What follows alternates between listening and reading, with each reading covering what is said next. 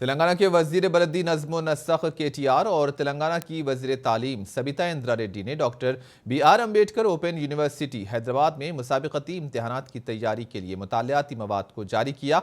इस मौके पर KTR ने खिताब करते हुए मुल्क और रियासत में मजहबी मुनाफिरत फैलाने वालों पर बिलरास्त तनकीद का निशाना बनाया। KTR ने कहा कि कौन से खुदा ने कहा कि हम आपस में लड़ बैठे।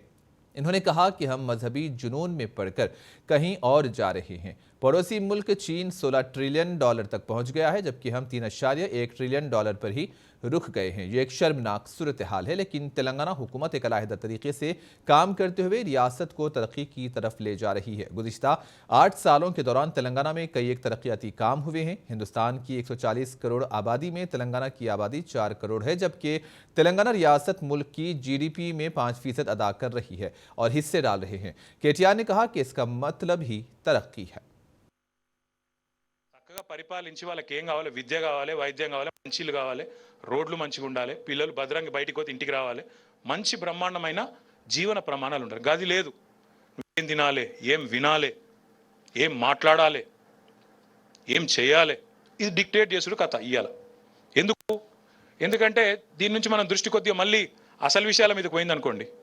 ఏమైనా బాగా చెప్పినావు కదా, $400 సిలిండర్ నరికితివి, మరి అలా $1000 ఏం సంగతి అంటే దాని మీద మాట్లాడరు. GDP బాగా పెరిగిపోతుంది దేశంలో, గ్యాస్, డీజిల్, పెట్రోల్ అది బాగా పెరుగుతుంది, దాని మీద మాట్లాడమంటే మాట్లాడరు. మరి ఎట్లా మళ్ళించాలి?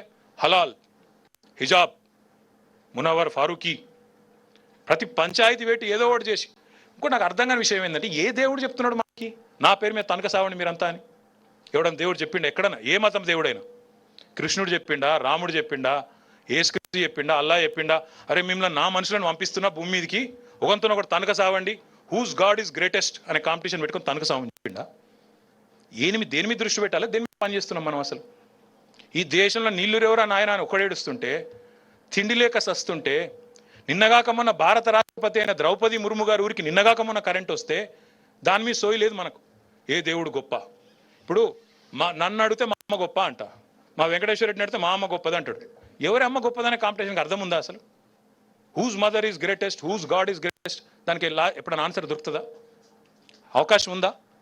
గదాని మీద పడి మనం ఎక్కడో పోతున్నాం. వాడు అందుకే చైనా వాడేమో